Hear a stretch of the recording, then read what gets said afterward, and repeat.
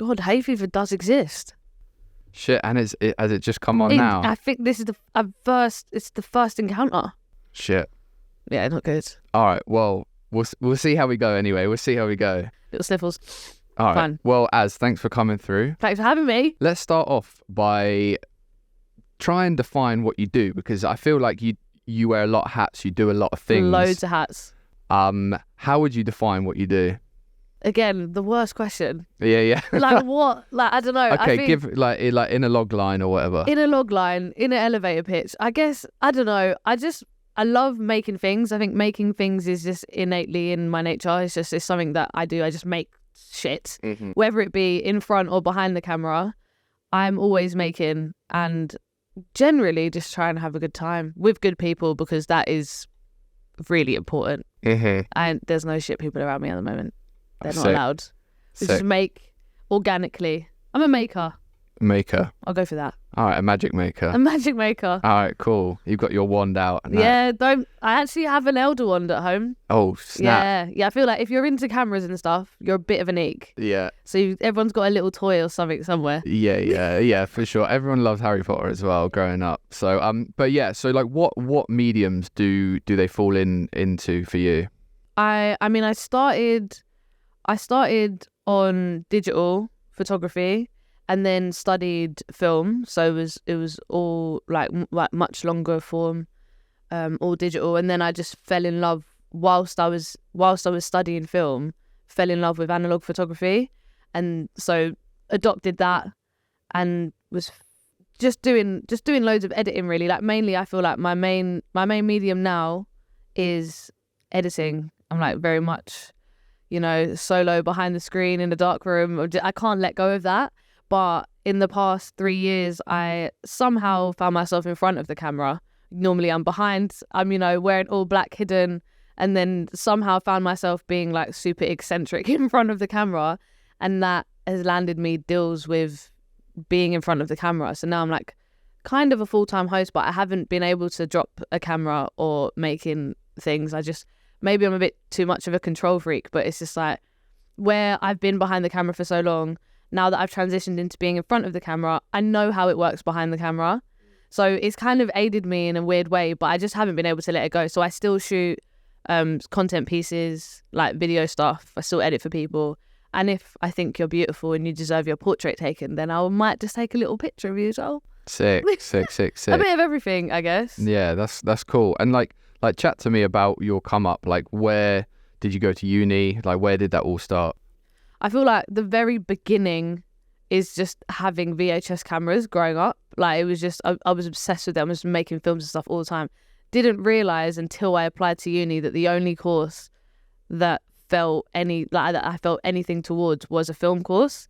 So I went to the University of York to do film and TV production, which was very far away from London, but I loved it. And I'm like an honorary northerner now. I'm like, I used to hate the north and now I love it. That York has a special place in my heart. But yeah, we had a really sick course there. Like even in first year, we were able to mess around with red cameras. Like we had like a massive ancient red one to play with in first year, which is insane. I remember those ones. Because a lot of people, like, even in third year or like even in postgrad, you don't really get to use a lot of proper equipment.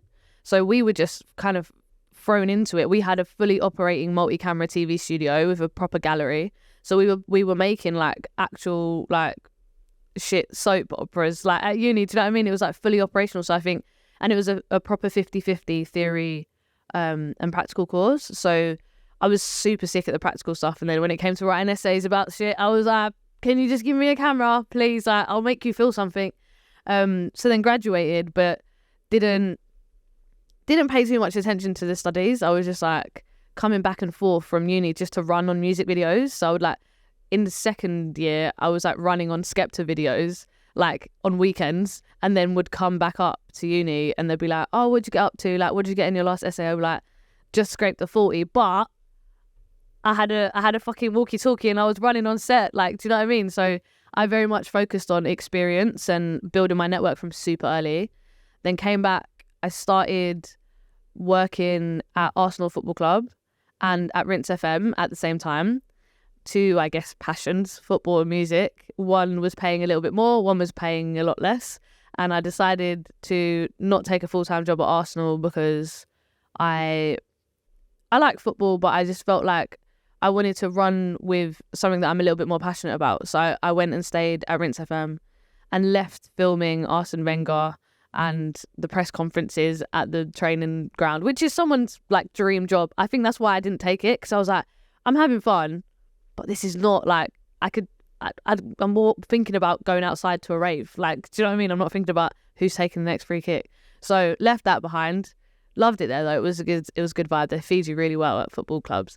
And then stayed at Rinse for a while, and then was just taking loads of photos of people and using my opportunities of being around loads of musicians and DJs like really wisely. I'd like take them aside after their show and be like, do you need some press shots for free? Sure. Like, and make it look like I got, I don't know, fucking booked by a label to take their picture. I didn't. But it's all perception online. And then people would then start booking me for press shots and like artwork. It was very photo focused. And then I became like, I was started leading the video at Rinse. So it's just loads of interview stuff. And we started getting a bit creative. Because the guy who taught me a lot of stuff, Brennan, he left to go to Arsenal, which was kind of weird. So it was just a weird sort of situation. So I was doing all the video and the stills at Rinse. And then I started freelancing, just like assistant producing, running, just being a little bitch for any director or producer that wanted me really at the time. And because I could shoot, I would offer out that I could shoot your content for socials. Like I could do the photos and make a little video for you as well. So you don't have to book two people, you can just book one. Which sometimes was to my detriment, but sometimes really worked out, and learnt the hard way about usage and all of that shit, and it just all just spiraled. But then it snowballed into me sort of now being freelance for 5 years. I only work with people that I love to work with. I'm now able to sort of bring my ideas to life and bring the people that I have met through like grafting and running and all of that stuff in. I'm like, I met this stylist on this job, she was amazing, I've got some budget here, do you want to jump on this? Like, very collaborative. And yeah, so I guess 5 years as a lone soldier it's been, but I wouldn't want it any other way. Like, God forbid I have to ever ask anyone if I can take a holiday. Do you know what I mean? Like, never doing that again. But yeah, and then within that 5 years I was actually pitching a content series to Box Park. Like, I was fully behind the camera, I was making the treatment, I was, you know, doing like episode breakdowns, I was doing budget sheets, all of that stuff for this content series for Box Park. And we had a sheet in the treatment that was like presenters that we want to use. Had like Munya Chihuahua in there, had like Henry in there. This was years ago now. And then a Crep City event was on at Box Park, like just after I got like the money signed off for this content series. It was like to explore all the traders in Box Park. And I was like, fuck, we don't have a host, but like we should maybe like shoot a pilot sort of thing as to like what it could be. Got my friend to just, you know, hold his camera, and I was like, I'll put a microphone on and just run around Crep City and do sort of what I think this show that we're pitching out to be will be, but I'll just like sit in, you know. And then the CEO of Box Park saw it and was like, I don't want to put anything out on Box Park socials if you're not the face of it. And I was like, that changes things, because I was meant to be behind the camera. And then from there, just sort of spiraled, carried on doing loads of stuff, and then got picked up by Nike. And now I'm on the Sneakers app as a host, which is weird because I see cameras, I want to touch them, but it's not my job, like sit back. And so I'm just sort of balancing being in front and behind, depending on what comes into my email. Who knows who I am today? Today I'm in front. I've got my bag with me. I'm going to shoot behind the camera at 12:30. Oh, really? So it's always just a weird balance. Sick. That's dope. Like I think that says a lot about you when you're just out there hustling, like meeting people, taking photos, but also doing the video, but then also being in front of the camera as well. It's like, shut up, like just do one thing. Do you know what I mean? But I used to get really in my head about not being one thing, because especially like when you're on set, like in a more serious like film environment, or even on music videos, whether they're serious or not, I'll let you decide. But even in those environments where it's a bit more formal and like the crew is a bit more, you know, sort of like solidified, I would get so in my head about, fuck, do I want to be a DP, or am I a producer? can direct. Should I be a director? Like, should I just focus on one of those things? And I properly used to get into my head about it, like, actually, I'm just an editor. I'm great behind the computer screen, you know, after this has all been done. But then I'm gagging to be on set, and do you know what I mean? And I love to take a picture of that. Or can I do BTS? It's a lot of ADHD basically. Like, I would just want to be everywhere at all times. But then I flipped the switch in my brain and was just like, actually, perspective wise, I could use this to my advantage. Like, being multi-hyphenated in the world that we're in London, I guess, this sort of scene really can work in your favour. If, of course, you have a dream to be a Hollywood director, then you kind of have to be a director the whole time and like really focus on that craft. But I think where I just want to make things and I'm happy sitting in loads of different roles, I don't think that's a bad thing anymore. I did that for a while, but now I'm like, fuck it. What do you want to do today? I'll fucking sound engineer it if you want me to, because I can, you know? So yeah, and I think a lot of people ask me, what do you want to be? And I'm just like, whatever I want to do for that job. It's coming from a place of what is that? What's the word? I'm grateful to be in this position. It's like coming from a privileged place where I'm at now, I guess, after having built up where I've got to. But I'm just like, why not mess around a bit? And like, I think during these modern days with Instagram and all the socials, like, a person can be so versatile and can wear loads of hats and do many things. But like, it might confuse people though. And like, I guess what I'm trying to ask is like, how do you package that? Like, do you just do it and like figure it out? Or like, do you think like, okay, cool, how am I gonna change people's perception of me so I can like tell them that I do another thing? See, that is very hard. It's like, how do I put a portfolio together that isn't 400 pages long that says I can do this and this and this and this? But I think the way that I package it is just that I think of myself as a bit of a hub and an agency. And if there's something that I can't do, then I'll branch out to a network of people that I can rely on. But generally, I feel like I don't ever want to feel like I'm in a position where I have to pitch myself. Again, maybe from a place of privileged where I'm at now, and it's just a bit like I'm only really working with people that I want to work with or that I've seen do really well, and just work off natural relationships and organic like building, as opposed to sort of like having to put myself out there. But that comes from 5 years of, I guess, technically putting myself out there. But I think I don't know how I package myself. How would you see me? I have no idea. I think it's just being consistent, but like consistently showing that you can do more than one thing. Yeah. And like, yeah, that's something that I've also been figuring out myself, because obviously I'm a DP, but I run the trenches, like do a few other things, and like some things I don't shout about because I'm like, oh, this, like, keep that for the like keep it on the side, but also like I know it will confuse people.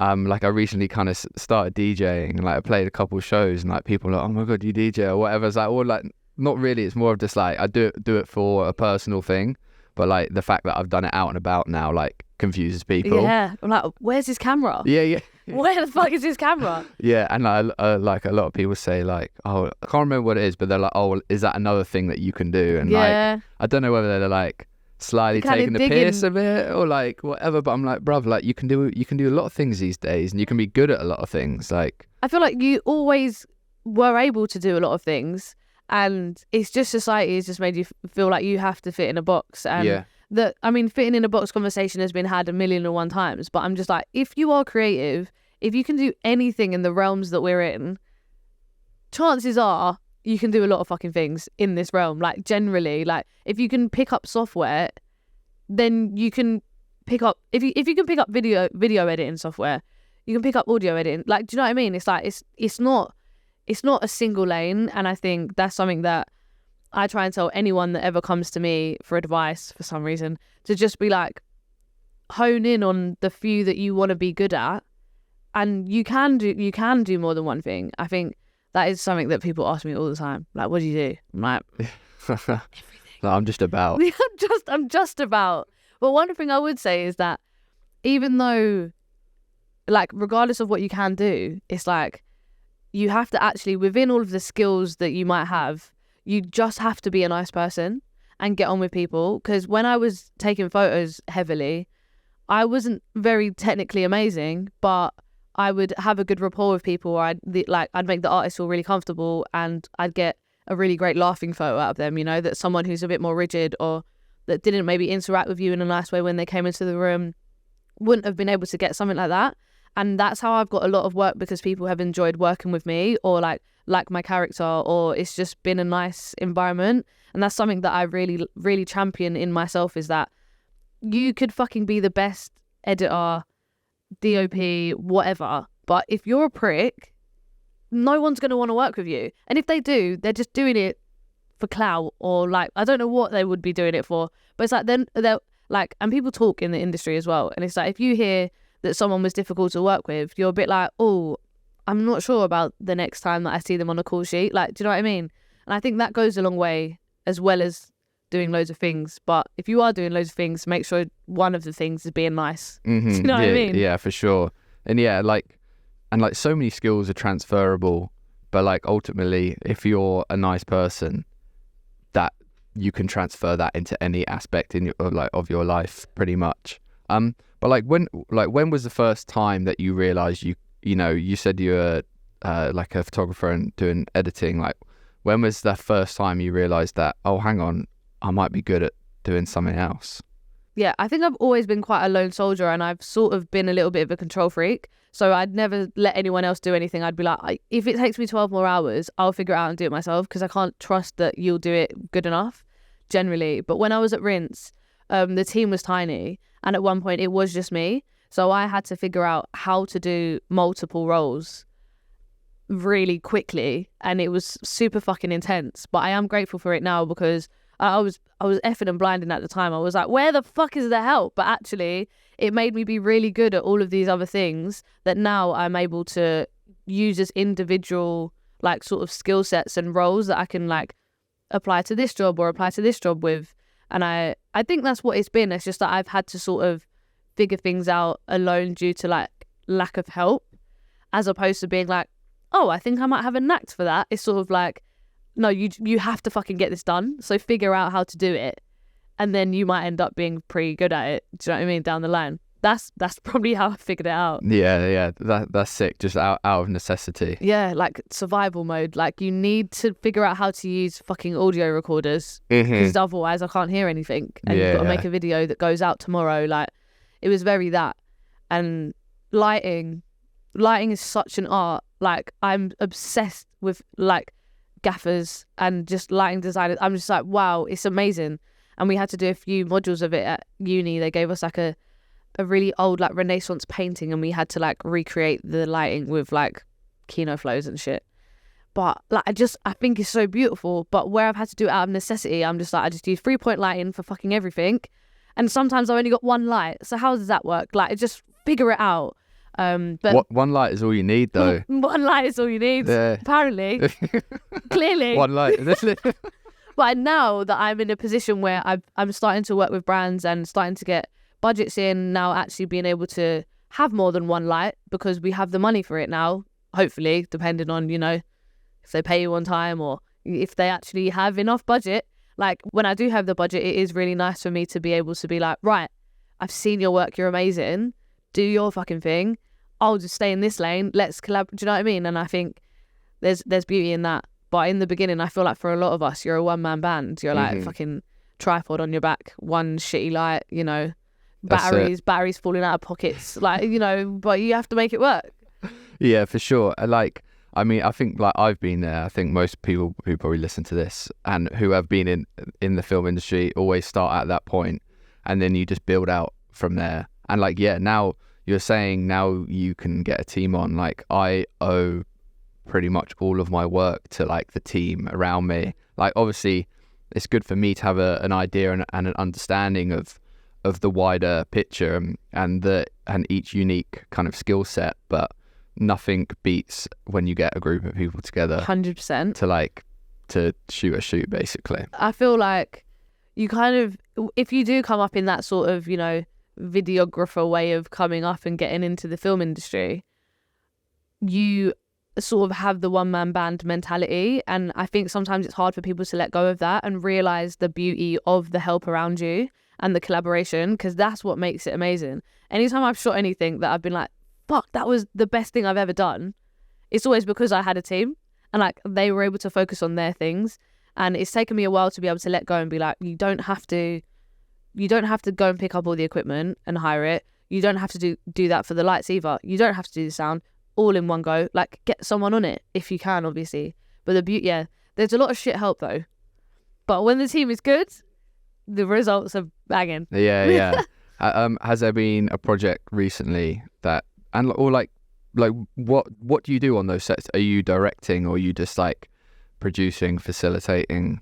It depends really. So at the moment, I've got a few friends that are like more personalities online, and everyone has a podcast idea, you know, or has a show idea, and just sort of helping people flesh out, like in pre-prod, how something might work visually on camera, and how you should formulate something before you go into it, and not just like put some cameras on and see what happens. Actually, like, have a bit more of a plan. So I've been doing that behind the scenes. So I guess it's sort of like producing, but then I am sort of still in the one-man bandy at the moment, where I'm waiting for budgets to clear it and whatever else. But, you know, getting the cameras in, I guess I'm sort of directing as well, but controlling the edit is like a big thing for me. So I kind of sit on set and absorb it as I would like editing live sort of thing, which I don't necessarily think that that's the best way to go. But I'm really, at the moment, because all of these hats, at the moment, the hat that is like thriving is sort of like fleshing out ideas and ideating at the moment, and just sort of sitting with people and be like, this could be a really great concept. Like, how do we build that out? Because for so long, I've just been thrown into places and been like, okay, shoot this, we'll make something out of it, as opposed to thinking about it before. And I used to like hate the idea of being a producer, but actually, if you get in your producer bag correctly, creatively, it makes everything else so smoother if you do have a plan. Some producers obviously are really annoying and like get onto you for dumb shit, but I think actually being organised and having a plan now, the more that I've been in this world, is so much more beneficial than I ever thought. So yeah, I'm in an ideating bag at the moment. Nice. That's cool, because yeah, obviously I shoot content as well, and like so many times that like you get thrown into situations and there is no plan, there's no nothing, you turn up and shoot, and like you'd be surprised at like some of the big brands I've worked with recently still haven't got a fucking clue. A lot of the agencies they just don't know what they don't know what they want, or they don't know how it operates. Like, a lot of people that are in agencies, they're like, oh, this person's called to shoot this person's called to shoot this. They kind of work as like a middle sort of like hiring man, but you've never actually probably shot anything yourself. And if you had, this would be so much easier because you would understand how it works. And I think that's something that I want to sort of bridge the gap with, like bringing pay your shooter into a bit more of a sort of agency sort of realms. Kind of, I hate the word agency, like it just gives me the ick. But like, I feel that it's important that the people that are hiring you for jobs have sort of done the same sort of jobs and know how it works, know how an edit works. You can't just tell me to make it more fun. Like, what the fuck are you talking about? Like, do you know what I mean? I think it's important to come from a place of technical knowledge as well, is from these agencies or the people that are asking you to do something. Because so much of the time, they're just like, oh, we'll get this talent here. You've got a camera, like, fucking do something. Because I'm not monkey. Like, I can switch it on sometimes, actually, to be fair. But that's not the case. Like, fucking organise. Like, I have a certain, like, get out of jail free card, like, techniques that I use just in case. Go on. Nah. Too secret. Yeah. Fair enough. Well, no, to be honest with you, they're very basic, like whip pans and shit, like, you know, like. Exciting. Yeah, like, yeah. I mean, there's one I've been using recently where it's like you get 4 Astera tubes and you put it on like a 4x4 trace frame, and you like just connect, like hook them with cable ties, but then put it on like a chase sequence, and then if you put that above someone, it like the light kind of travels around. That's like, okay. Oh, Good tip. Yeah. Note that one down. That's a good. good. I love an Astera. Yeah, but like, you need a little bit of budget for that, like, Yeah. and at least a gaffer, like, to make it happen, because you'll be on the Astera app for days otherwise trying to figure it out. What do you edit in? I don't edit. You don't edit at all? No. Really? No. Well, I edit these. Well. I like my own personal things, but I did edit in the day. So yeah, I came from like a self-shooter background as well. Yeah. And so obviously I know how to edit, and I like to think I shoot with the edit in mind, but nah. No. I'm good. Fuck it. I'm good. I used to live with an editor, and well, he never left his room. I think that's the thing. Like, every time I say to people, like, I can't let editing go. It's the one thing. Like, that's crazy. I can't let it go. That's nuts. I love it. That's psycho. My favourite part is organising the timeline before I even get to the edit. Nice. I love it. Nice. And when I've had jobs often where, like, someone's fucked it up. Can you fix this? I'm like, all right, courier the drive over. Let's see. And it's fucking awful. It's like a messy little boy's bedroom. Like, ew. Like, what are you playing at? And I just get such a thrill out of, like, cleaning up a fucking timeline. So weird. But I can't let go. I love it. It's probably a control thing, because you can really make someone sound like they can speak English even if they can't. You can really build out, and I like the idea of storytelling and building narratives, and something might have been said at 45 minutes into a recording that latches on really nicely to something that was said at 3 minutes in. You can make it seamless, and I think there's something about the magic of that which I'm obsessed with. The magic of being on set is great, but there's some, I don't know, there's just something about doing it on a timeline that I'm obsessed with. And like, you're in your own space, like no one looking over your shoulder, like, directly anyway. Yeah, sometimes they are though. Yeah. Get them client edits out. I hate those. God, leave me alone. Get them out. But no, to be fair, like, going back to what you were saying about, you know, you being like a facilitator / agency, like, from my perspective, I think that's a great idea, because agencies come at you with ideas, and they haven't got a fucking clue. They're full ideas but no ideas. Yeah, or like, they have the money and they're like, oh, and then they have a team of creatives, and all they do, like, they come on set and they just sit in front of the monitor and they go, oh no, like, oh, it doesn't feel right, and you're like, okay, cool, what do you mean?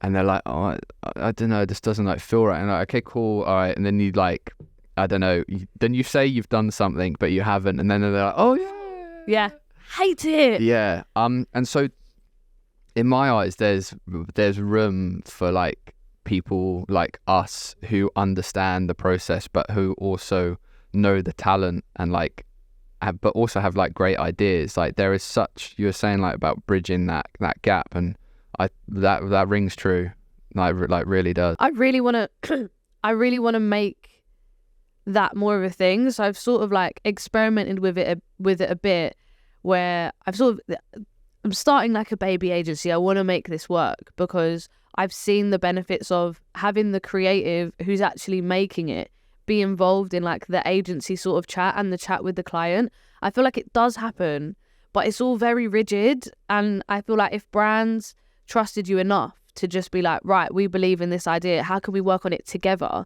as opposed to just be like, we need to fucking get 4 stories out that look like this, or do you know what I mean? And it's just like, okay, fine, but what do you want to get across? But I guess it depends on the brand that you're working with and, like, who you hire in to be the creative. But I think there is a lot to be said of the person who is shooting it to be fully involved, or, like, everyone who's involved in shooting it to be involved in the creative beforehand, as opposed to just brought on, given a board and, like, make it look like this a bit. Do you know what I mean? I think it's very throwaway, and a lot of this content a lot of the stuff that is shot these days is kind of throwaway. Like, they put thousands of pounds into production for an advert, and it's just like, you've seen it now. Someone's drinking this drink and then it's gone. No one cares about it anymore. But I think, why not have as much fun and it be as seamless as possible in that, as opposed to it having to be, like, a bit of a struggle with dealing with clients and shit. Just let us run with it a little bit. Yeah, for sure. And like how did you learn that, like, that side of it, like making treatments, like liaising with an agency or, you know, brand people? Like, or is that something you just picked up over time? I think it was just something that just came naturally over time. I think every time I got hired as a photographer, I would just keep everyone sweet. And generally, a lot of the people from agencies that I worked with in the past, when I was like 100% shooting, I did actually really get on with and sort of kept in contact with them.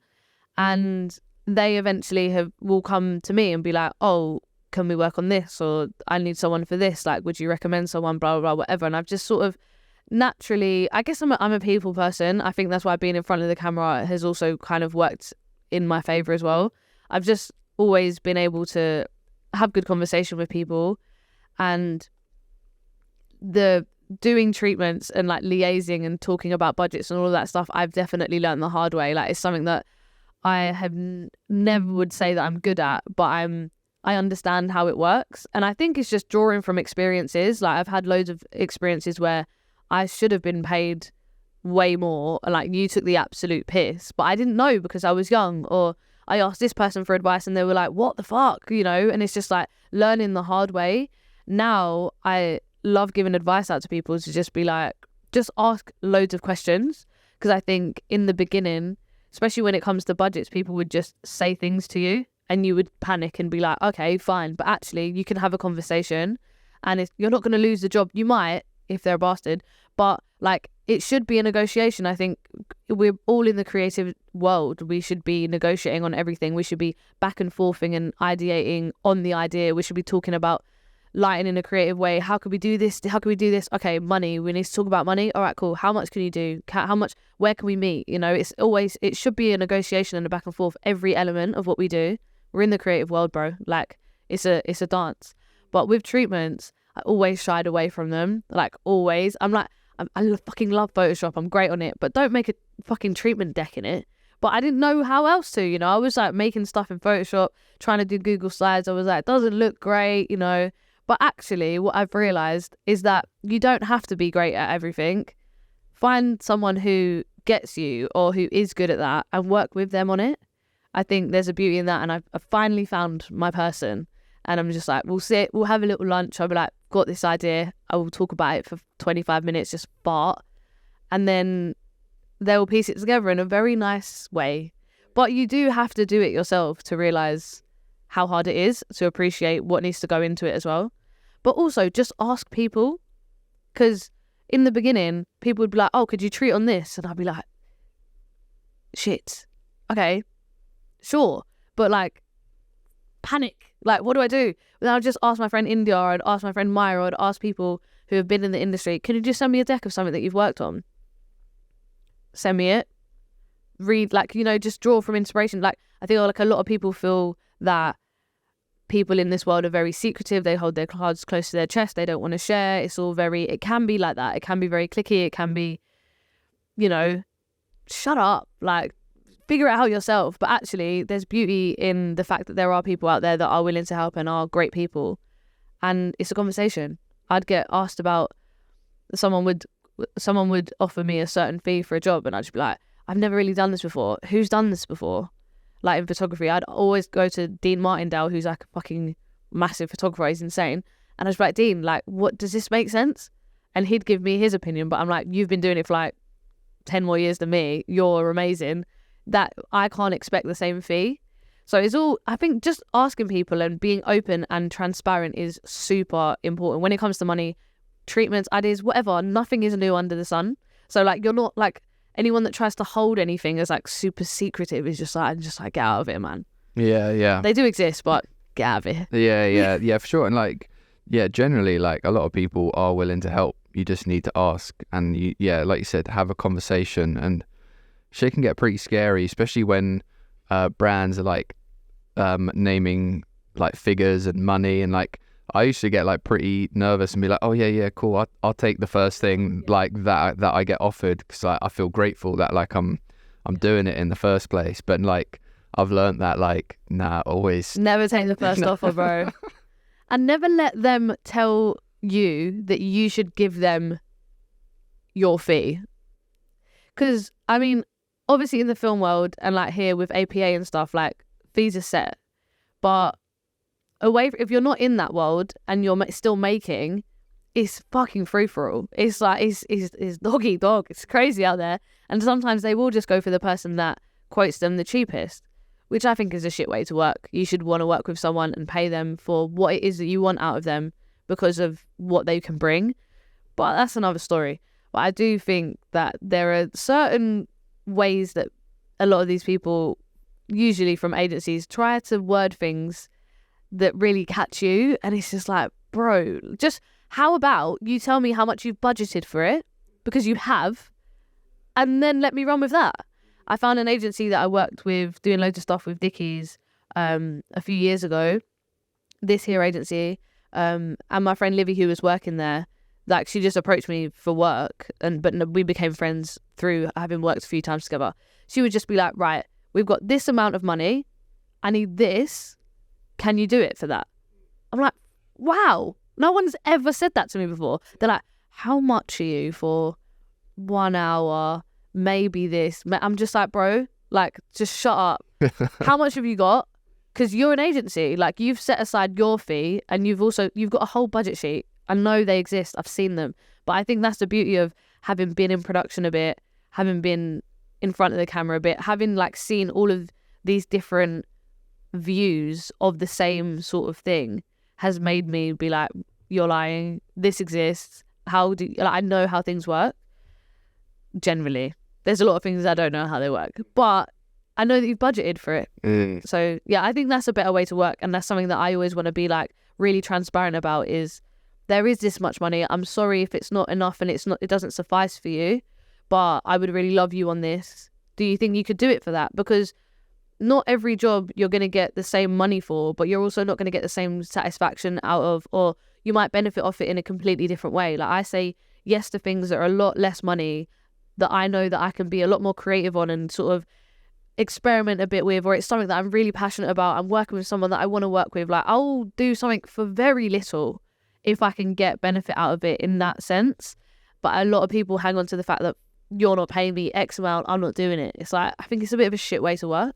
Yeah, 100%. Like, this year, so obviously I do a lot of music videos, and like the music video budgets have always been a bit of a struggle. But like specifically this year has, like, they've almost like halved like all of them. And like, I've done some sick music videos this year, but for little to no money. It does get exhausting though after a while if you do keep taking the little boys. But yeah, but like they have like fulfilled me in other means, not financially, but like creatively, and like looks great on my portfolio. But like the thing is, I'm like you, I'm more than happy to jump on that project if I see benefit from it. And it's like, even if I'm not getting paid, I will still give my 100% I will still turn up and be the same person. Like, I won't let that affect me being on set. Like, I try and deal with that before I get on set, so like it doesn't really like leak into like how the whole thing is run, you know? It's like, if you get me, I will give you my all, kind of thing. But that's what makes you a great person. Because not everyone is like that. Don't abuse it. People will be like, I'm not getting paid, so I'm not picking up that fucking crisp packet on the floor. Just be a good person. This is what I mean. Like, and that's why I, if I could, would hire you. Do you know what I mean? It's like, you don't have to be getting the big bucks to show up. And I think that is something that a lot of people, especially people that are starting, kind of, I've had a few conversations with people that they will come into the pay your shooter inbox and be like, how much should I charge for this, or blah blah whatever. And I do get sometimes a tone that if they're not getting paid, they don't want to do it. Like, they won't even bat an eyelid. I'm like, you haven't even heard what it is. And I never want it to be a thing where if you're not getting paid, you shouldn't do it. That is not the angle or mentality that I try to preach, is a really strong word, but that I try to preach, because it's not that. Like, you get payment doesn't necessarily have to be money. Do you know what I mean? Payment could even just be the travel, for example, or just how you feel. Like, I've done so many jobs recently where I'm not making any money from it, but eventually we could maybe pitch it out, and then from there there'll be money. You know, you got to like think of the bigger picture. And you do one, even as a host, like I have only started hosting the past few years. I've only started doing like parties and like big events very recently, but I've said yes to ones that are quite big for very little money, and now I'm getting bigger ones for bigger money. Like, it's a balance, but a lot of people don't have that mentality, and I think that is something that can be learned, I hope. Yeah, for sure. And so I think like that will kind of tie in perfectly to obviously your brand, Pay Your Shooter, Brat, which is a sick name. Like, thank you. Like for a brand, that's fucking dope. Like, people think it's about guns. I don't. Okay, good, thanks. But I'm in the trenches as well. Cause oh my god, this is a good collab. Shit, I didn't think of that. That's kind of sick. Yeah, that is an idea to be ideated. Yeah, that is. Okay, all right. We'll chat after. Yeah, perfect. But yeah, so like chat to me about how that came about, and like how you wanted to actually make it a proper thing. Yeah. So it literally just came about through the frustration of not being paid. You know, that frustration that we all have. Can you come here and take some photos? Sure. Is there any money? Didn't even want to tell me that there wasn't any money. You just didn't want to mention money at all. Like, obviously in the beginning, that is very much a thing. I like coming up self-shootery. It's, you know, people don't have a lot of money, or people expect you to kind of, if you're enjoying having a camera in your hand, it's a hobby, you know, that's fun. Why don't you just do it all the fucking time? But even on holiday, like, will you take a picture of me? I'm like, bruv, like, okay, it's a hobby and it's enjoyable, but when you want to make your hobby your occupation, it needs to be like treated with a little bit more respect. But anyway, back in like 2018, I think I just said it, like someone asked me to do a job and I was just like, well, are you going to pay your shooter or what? And then from there, I was just like, that was actually a bit of a genius moment. I made one t-shirt where the logo was way too big. It was way too wild, but I just thought, fuck it, I'm going to make a statement. Made one t-shirt, wore it to work when I was working at Rinse, and my friend Eugene and my friend Ennis were like, I want one of those. I was like, okay. So I made a run of 50, launched it, whatever. I just wanted my friends like to rep me, sort of thing. And they all did. And I was like, okay, I'll make another 50. So then sold 100 t-shirts. And I was like, people like this. Started sort of picking up pace. And at the time, it was just sort of, I wanted it to be a bit of a uniform for shooters or people on set to just sort of, when the producer sees it, they're like, oh, pay your shooter, and they realize that they undercut you, basically. A little bit of a middle finger to anyone who tried it. And I feel like it did do that for a little bit, and then I had big plans for it. COVID sort of hit. I had loads of shit stuck in customs. I had to pay loads of money, Brexit, all of this stuff, and it was just like, we're inside now. Did like maybe 2 events, and I was really gassed. I was like, I'm building a bit of a community, like we can all network, and it's like, it's great to meet someone who wants to take only analog photos, and good to sort of meet someone who wants to get into editing and whatever. I think like naturally I thrive off of like natural interaction. So I wanted to build a community where we came together to party, but we're also networking, because I love a party. Like, do you know what I mean? And I've come through like being around DJs constantly, so it's like very much part of my personality. Then I just sat on it for like 2 years. It existed. I was like posting stuff. I was dyeing t-shirts that I didn't sell because I overbought stuff, because having a brand isn't actually that easy. Like, it looks it, it's not. So I was just like trying to like keep it alive. And what has kept it alive for me is people being like, oh, this like really resonates with me. Like, I love what you're doing. I'm like, I'm not doing anything, but it's a mantra. Like, it's a phrase. It's something that people can say and be like, oh, well, are you paying your shooter? Like, you're asking me to come and do this. Like, is there a budget? Or it's given people the confidence to ask if the shooter is being paid. So that in itself, and feedback that I've got from people just messaging and saying that, has made me like, right, okay, I really want to run with this. And so in the past 6 months, I've like been putting stuff together where I'm sort of relaunching it again every sort of like 6 months, just sort of making stuff. But I want to collaborate with loads of creatives, and in making a uniform, I want it to be the uniform, because I struggled with the idea of it being like, you know, like the next like Cortez, or like all of, you know, like seeing how all of these like London brands are like fucking killing it.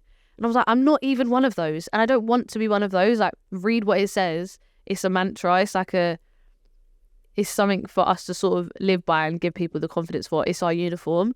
So I want to work on, you know, having all of my shooters. I want to work on having all of the shooters like in a pay your shooter uniform. It makes so much sense. And, you know, when you do turn up to a job, some photographers actually are pretty swaggy, But I just used to wear all black and, you know, fit into the background. I've seen a couple of people wear some loud stuff, wear some sunglasses when they're shooting. I'm like, wow, okay, guys. But if you don't want to dress like that and you want to sort of have a clean sort of, you know, aesthetic, I want it to be that. But away from it being a clothing brand, I've realized that it's a bigger thing.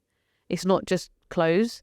And from that, I've realized that a lot of people would benefit from having something like Pay Your Shooter just as the network to be able to meet people. I feel like I met all the people that I work with years ago, and I'm not sure that networking events work the same anymore. I'm just like, where do you meet people? People message me all the time like, oh, like, how did you get into blah, blah. I'm like, I just met someone somewhere and we connected, but I don't feel like that happens anymore. So I want to make the community network something where we can all come together and have fun, and it not be like, oh, what do you do? Like, just fucking have a good time, get to know someone. Eventually you might be able to work with them. So I want to build the community that way. And as I've started doing that with more events, I've realized that maybe this is an agency, or maybe this is a bit more than that as well. It's just really naturally like progressed. It's nowhere near anywhere that it can be or could be. I feel like it's got a lot of scope, and I want to be able to bring a lot more people in and work collaboratively with them to find out what would benefit this community of makers, because it's not just photographers that understand about shooters not being paid. It's not just DPs. It's not just, you don't just have to have a camera. It's graphic designers. It's even producers. Like, it's any type of creative. Anyone that's freelance really can understand and resonate with the money thing. Is a whole. It's a whole thing. But I want to keep that communication open and eventually branch it out to be that the bridge of that gap. Yeah, I want to eventually branch it out to bridge that gap of it sort of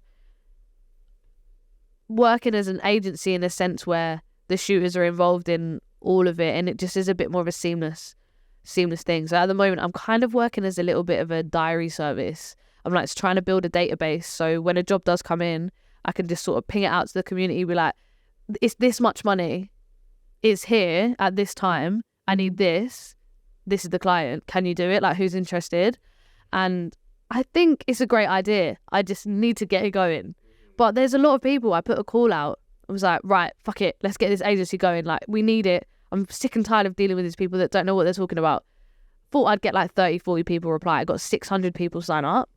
And I was like, fuck, haven't really thought about like, I just haven't thought about it. It was just a very like big ADHD moment. So now I'm sitting on a database of all of these amazing creatives that are in our worlds. And I want to work with that in a special way. And I want it to be a community. And I want us to, I just need to figure it out, basically. But there's something beautiful in it. I know there is. And I just want the community to be strong, because every time I've done any event, it's been really amazing to see people come. And if you want to take photos, come and take photos. But like, we all sort of come together through the love of making, I guess. Like, we all sort of do shit. But yeah, Pay Your Shooter. Yeah, I think it's sick. And it's kind of going back to what I was saying about packaging something, because like, it was like, it's definitely a thing that everyone feels. And like, you've just kind of gone ahead and like packaged it in a brand, which is sick, because it's that you can't really package that, because it's just like, it's nothing tangible, it's nothing physical, but like, it's a frustration on a t-shirt. But like, yeah, if you get enough people together and like run some t-shirts, run some like branding or whatever, then it actually becomes a thing, and like a thing with like energy, with purpose. Where do you see that going, like eventually? You mentioned like the agency side, but like, do you see yourself building it out with a team?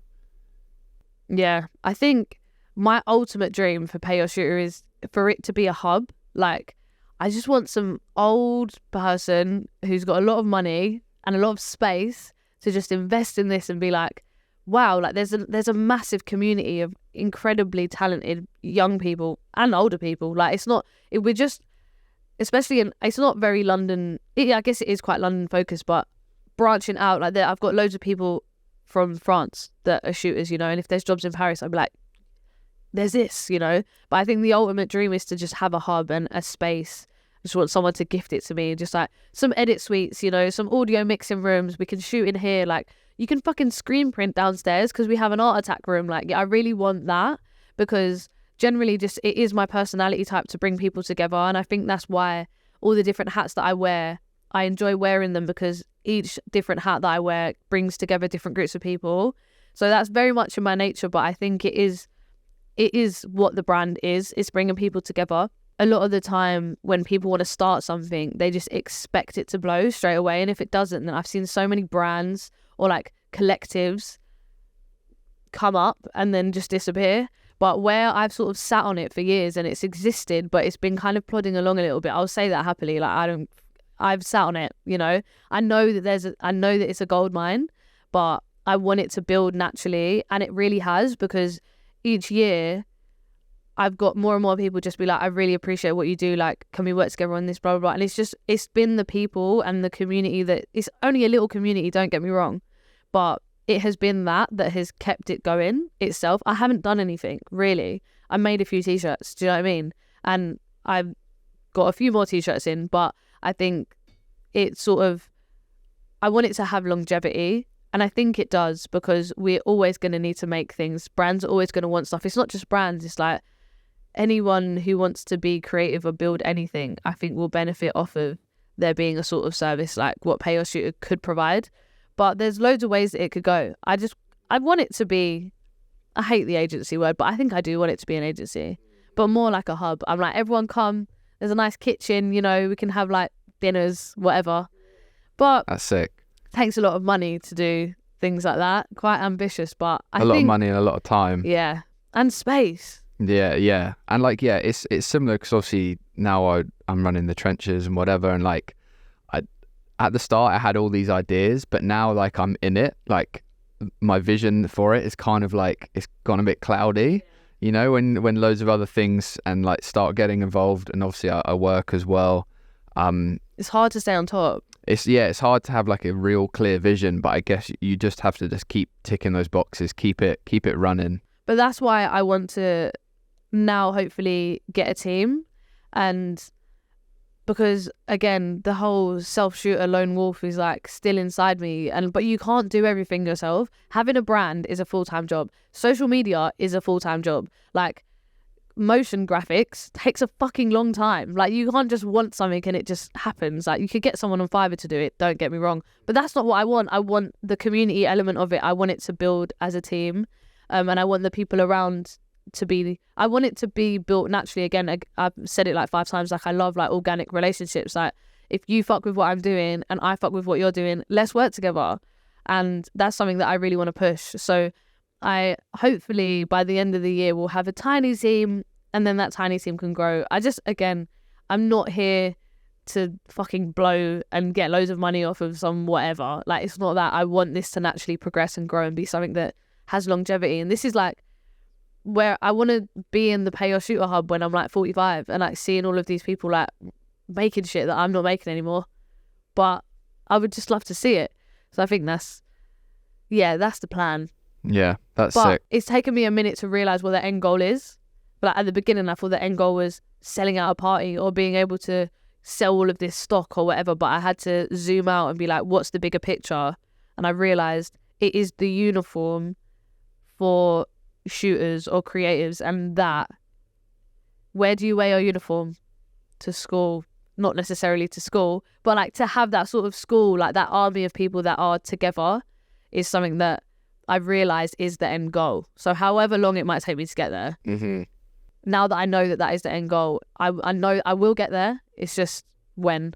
And like sometimes the end goal, like it changes, but like you say, like getting a big group of people together, like that still isn't like a proper definition of the goal, and so that thing can change like over time. And like on a previous podcast someone said it's not the goal, it's the journey. Yeah, absolutely. So absolutely. But kind of like maybe zooming out from all of these bits, like what like I'm trying like how do you have the time to do it all?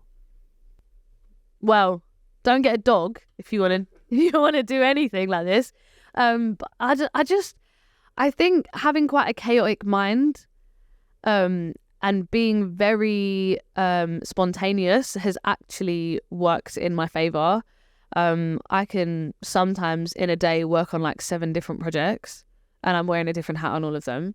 But I don't really, I find the time, but I'm not one of those people who's like, if you ask me, what are you up to? I'm like, I'm so busy. No one cares. Like, you might be busy, all right, but it's not that doesn't make you a champion. Like, cool, you're busy, but like, I actually really value alone time, and I do spend quite a lot of time alone. I do try and be as wholesome as possible, like go for dinners and speak to people that are not in this world and dog walks and whatever else. Like, that is like big for me. Like, I don't touch my phone until after I've journaled every morning, after I've set my intentions and like done some gratitude, after I've taken the dog for a walk, you know, had a sea moss, then I'll chat to everyone. But when I do chat to everyone, when I'm in a flow, I'm like, I could be handling loads of different conversations at once. I just think it's just in me to sort of have a lot going on. I get bored when it's just one thing. It can sometimes, like, I do like 20-minute chunks sometimes. I'll like edit this podcast for 20 minutes and I'm like, do some emails or go do this. I just thrive off being active and about. So I don't know that I have the time. I definitely could benefit off of, you know, if you could just buy some of that, I'd grab a couple bottles. Do you know what I mean? But I just make it work somehow. But I do often feel like I'm drowning. Yeah. But I feel like that's creatives in general, really. I hate calling us creatives, but I guess, you know, we have to accept it somewhat. I always feel like I'm in the thick of it, and like nothing, even though I get one thing completed, there's always another thing. Yeah. And it's like, all right, cool. And like, it's fun, but like it weighs on my shoulders sometimes. I think it's a perspective thing sometimes. Like, you have to, like, this is great. It's great that you've got something else, as opposed to, fucking hell, I've got something else. Do you know what I mean? But I go away at least once a month, even if it's just a little something. Nice. Which I've worked towards that. Like, it's such a necessity. Like, or even just seeing the sea for like 2 minutes will like spit. I'll be like, right, let's fucking go. Who needs a podcast now? Like, yeah. You know? Or like, do you always feel like you're running out of time? Yeah.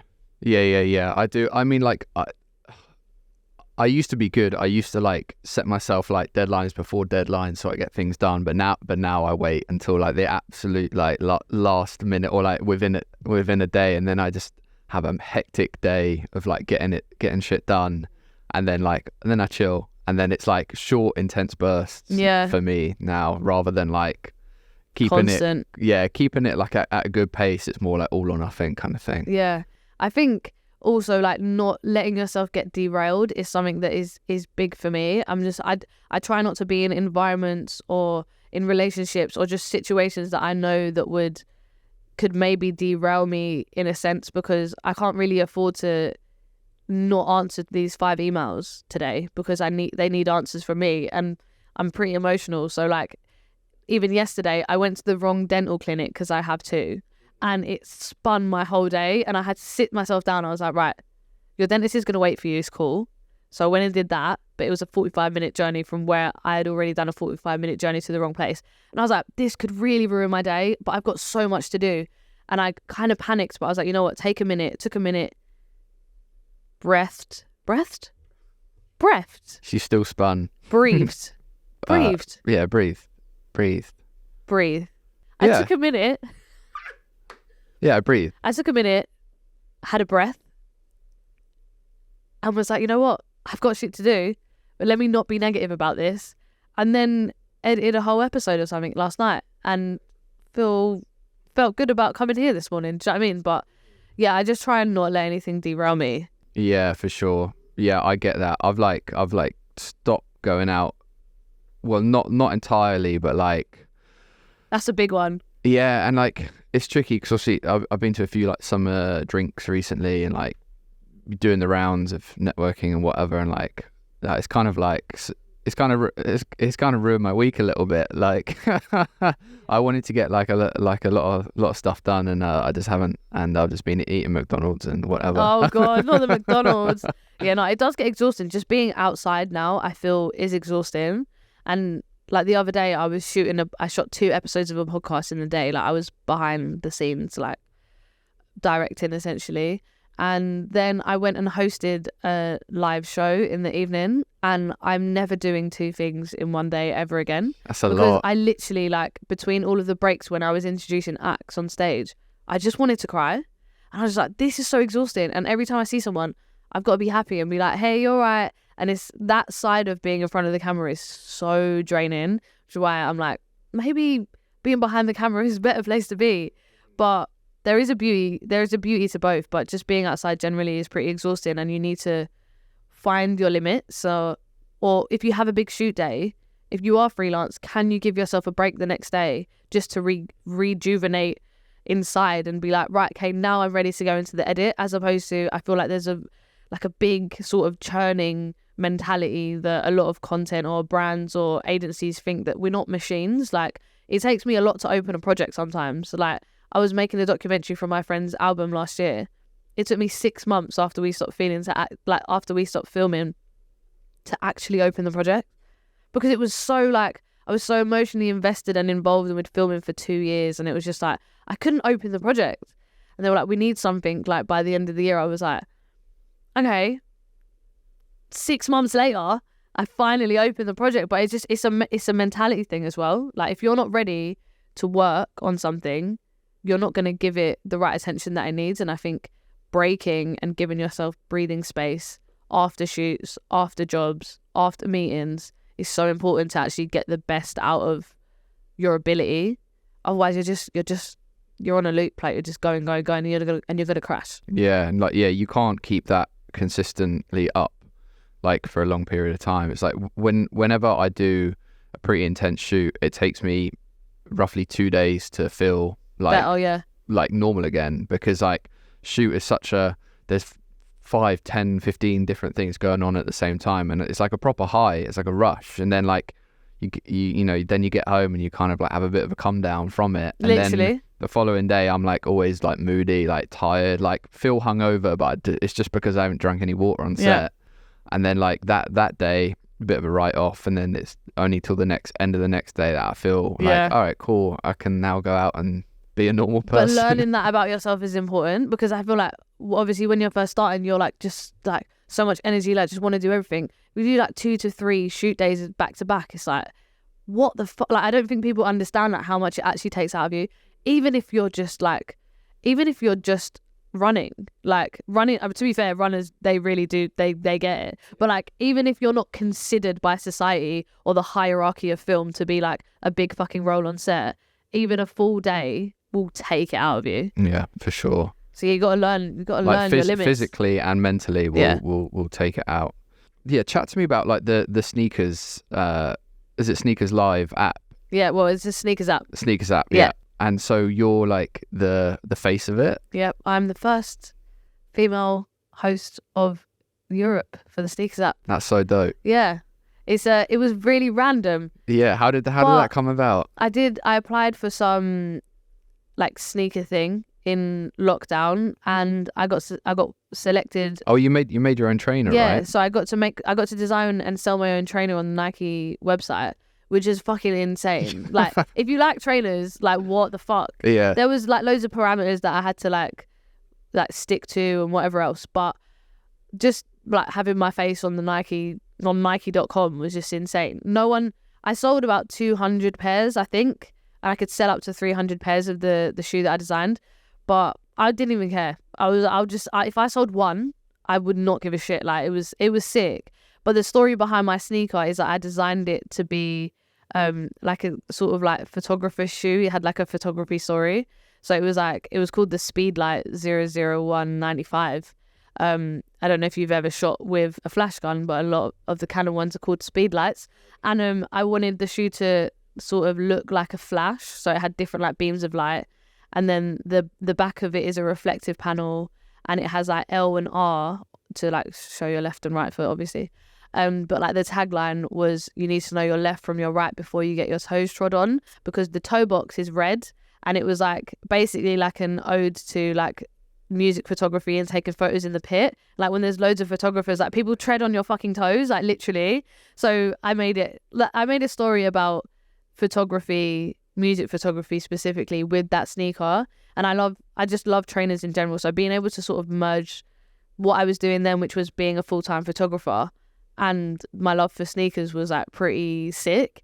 And from that, all the 20 of us that got selected to design and sell for Nike, we had to make all of our own promo material. I was like, wait a minute, like this is literally my job, so mine's got to be good. So like I called my friend Ben. I was like, get the drone out, like did like some loads of content. I did one thing where I hid the shoe in the woods, and I had a mic and I was pretending to be like David Attenborough, and I was whispering, I was like, we're looking for these really endangered trainers, like just being an idiot basically. But I was like, I make content like for all of these brands. I'm always behind the camera for them. This is finally something for me. Like I need to pull out all the stops. So did a good job of it, I think. And then I got a call from Nike a few months later, and they were like, we've got an opportunity for you, like we'd love to see you on the sneakers app. And I was like, okay, like do I have to apply or whatever? They was like, no, like they wanted me. And I was like, great, sure, whatever you want from me, I'm in. And from there it's just been like it's been 3 years now. It's been quite a natural progression with them. I'm finally in the stage of developing out an idea for my own show with them. That's like my sort of lead on creative. So I've kind of been able to merge the sort of creating world and what I can make myself with that sort of being in front of camera stuff. Anything I've ever done in front of the camera, I'm generally involved in the production and the creative of it, which is probably quite narcissistic of me. But I know how it works behind the scenes. So why would you not let me be involved in it when I'm on the other side of the camera? Do you know what I mean?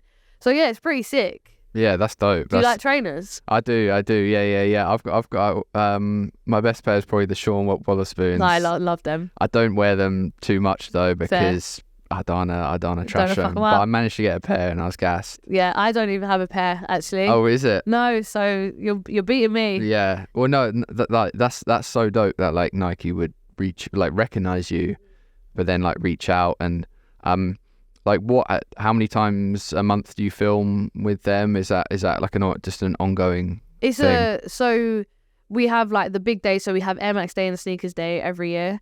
And I'm on a show called Heating Up, which is like we have 2 hosts in London and 2 hosts in New York. And we sort of bi-weekly go through the trainers that are dropping on the sneakers app. It's kind of QVC, but it's really fun. And we also have opportunities to go on the ground and like do like community spotlights for anything that's going on within like the sneakers and lifestyle like streetwear communities. So like I went down to the Copenhagen like skateboarding open recently. Like anything that really goes down, we kind of chime in and want to like build that community out as well. But yeah, I'm working on a show hopefully for myself on the app as well. And I just did a treatment for that. I'm like pitching out to them to see which show idea they might like, but they probably will want to change all of my ideas.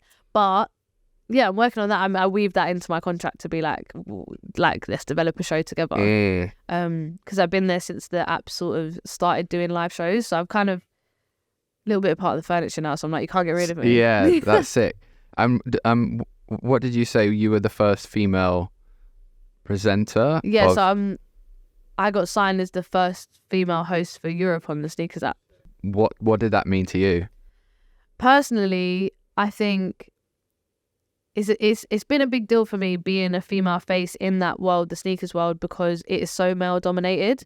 And coming from being in the camera world, which is very fucking male dominated, is something that I've always sort of like held high in myself, in that sort of, I'm really small, I'm 5'2", and so like on set no one would really respect me generally when I was like, it's awful to say but it's true, like everyone just thought I was like there to hold things, you know. I did a shoot once, I was directing it, and the gaffer asked me to make him a coffee, like in a really like shit way, and I was just like, bruv, did you even read the call sheet? Like, you gotta listen to me. Yeah, but I'm not like that. But I literally made him a coffee, do you know what I mean? But oh god, crazy. But I love being able to represent women in male dominated spaces, and the fact that I have done it in sort of the creating camera world, and also I'm now able to do it in a sneaker world, is a big deal for me. And it means a lot because women can see someone like me in these spaces and be like, right, I could do it.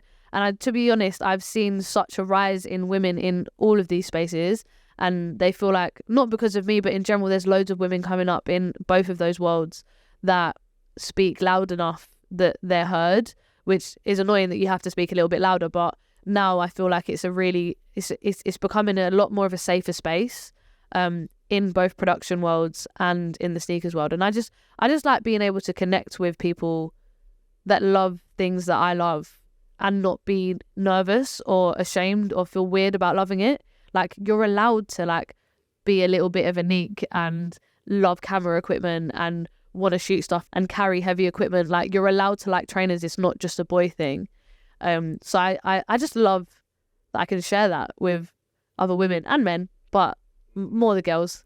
Yeah, for sure. And like what do you see as like the female like superpower, as in like what the men lack, and like what do you see? I mean, don't go too hard. No, I won't. I think the female superpower, I just think it's a different type of consideration that women have.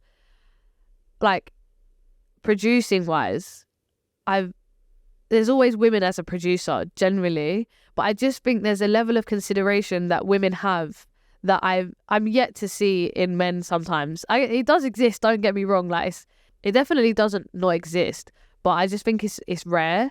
And I just love working with women. There's just a different energy. I don't know if boys get it when they just work with boys, but there's something about when you're on set with just women or you're in a team of just women. Obviously, it's not always 100% amazing, but there is something about that connection and a sisterhood that comes from creating together that is something that I just love and thrive off of. Like, off the top of last year, I was having a bit of a shit time with like, I guess like just masculinity in the worlds that I'm in. And I kind of promised myself a little bit like, only take jobs that have women in a high position at least. And I kind of followed that rule a little bit, and I'm super happy that I have, because all of the teams and the jobs that have come out of that have been great, and I've really enjoyed working as opposed to being nervous about working. Like, there's definitely a thing about being a woman in male dominated spaces, any of the ones that I'm in, and also probably many others, that you never feel like you're good enough, or like you always feel like a bit of a nerve, or that someone's gonna like sort of tell you off or take it away from you. Like, you can't have ownership over something, even if you are the director.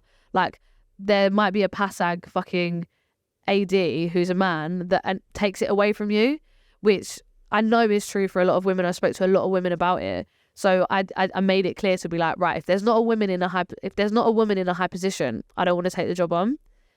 And from there, I've seen such a big surge in women in higher positions, and they should be, because they are amazing. As like, there is space for all of us. It doesn't have to be this big boys club. But there is such good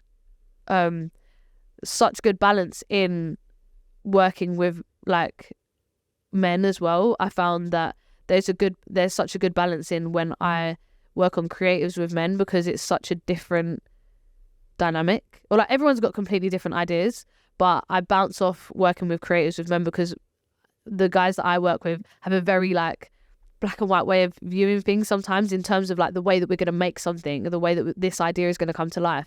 And I just see it as like, let's fuck around with it here. That's just the way that my brain works. But I think that it's a good dynamic both ways. But yeah, I think it's just a different level of consideration that women have. I think that's a big superpower. Sure. And like, how would you advise young girls entering the industry in dealing with male interactions that make them feel negatively about themselves? That's a really good question.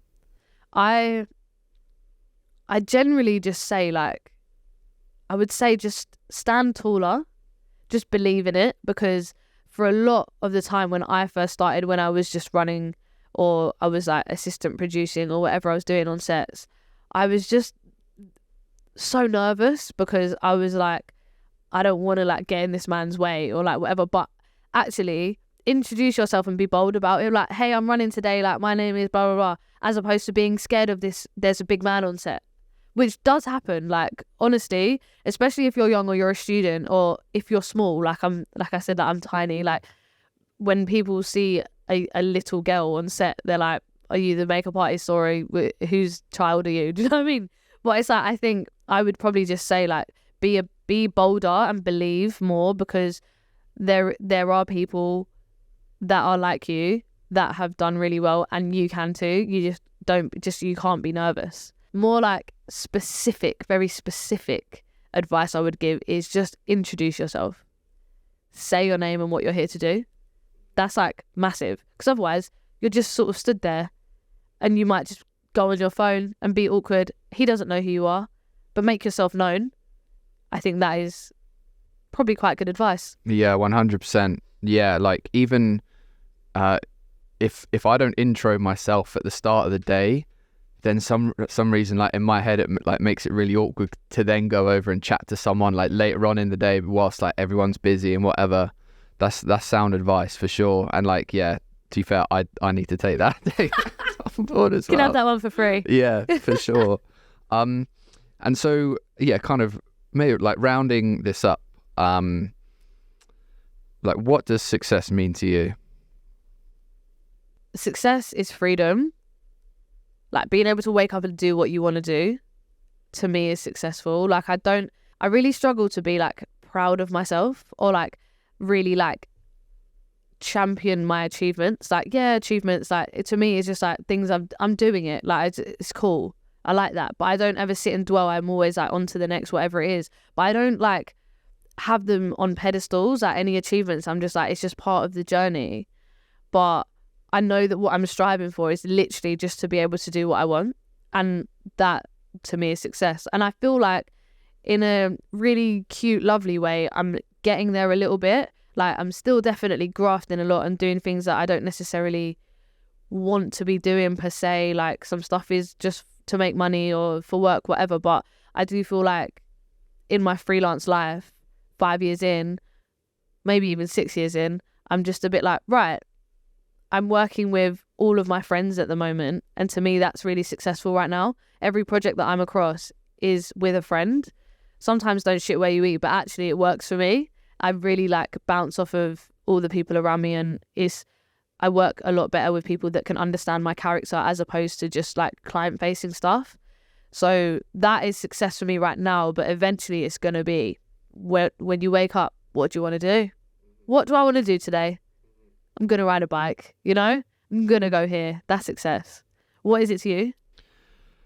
Yeah, freedom for sure. Yeah, like, and I think I've positioned myself in my life that I can wake up and kind of be like, oh, what do I want to do? Obviously, I know I've got loads of other things, but like sometimes I can kind of move things around. I'm like, cool, I'm just going to go like to an exhibition today. I'm just going to go to the cinema, like ride a bike, whatever, like go for a run or whatever. But like, yeah, I don't know. I feel like I have too many things on the go at the moment, so I can't be like that at the moment. But yeah, it's like, instead of me going into a 9 to 5, working in office, like I'm from a small town in East Sussex, so it's like I know a lot of people who stayed there and whatever. But I was like, no, there's something bigger. I love that for you. Yeah, thanks. Like there's something bigger that like out there, and like there's freedom to be had, and like not hating like your life as a whole, and like yeah, freedom for sure. Freedom. Just being able to cancel something, love that. Yeah, having options and being like, nah, fuck them all. Like I definitely lie sometimes. Yeah. Not, you know what? Something's come up. Hasn't. Yeah. But I need a minute. Yeah. And I can do that. Yeah. That's the freedom that I'm living now. It's successful. But the bigger freedom, we'll get there. Yeah, I think the bigger freedom is having other people take care of my shit. Yeah, and nice. so and like a little team, trenches team or whatever. Love that. Yeah. So I can literally be like, I'm not doing anything today. Like I'll build my team, you build your team. Yeah. We can just run off into the distance. And we can just go on for some bike rides. Yeah, I'm so down. That's sick. All right, cool. Well, yeah, I think that's a good place to leave it on. But Az, thanks for coming through. Do you want to plug anything whilst you're here? Anything to look out for? All the plugs. Everything to look out for. If you're a creative and you want to get involved in building a hub of other creatives, you should hit up at Pay Your Shooter or go to payyourshooter.com. I'm working on a database. I'm working on building a team, building this community out. I think that it could be so really beautiful. So hit up Pay Your Shooter. You should wear it on set and give everyone a big middle finger if they're undercutting you. But you can follow me on everywhere at Azcaptures. Even though I don't take pictures so much anymore. I'm still out here capturing Yeah, to yeah, some yeah. degree. But yeah, this has been really fun. Yeah, it has been. Thanks for having me. Yeah, no worries. Thanks for coming through, Az. And yeah, everyone go follow Az, and obviously follow The Trenches as well. Yeah. So. If you don't, that's really bad mind. How can they be watching and listening, not following? There are some people. Some people. Haters. All right, peace. Woo! Lovely.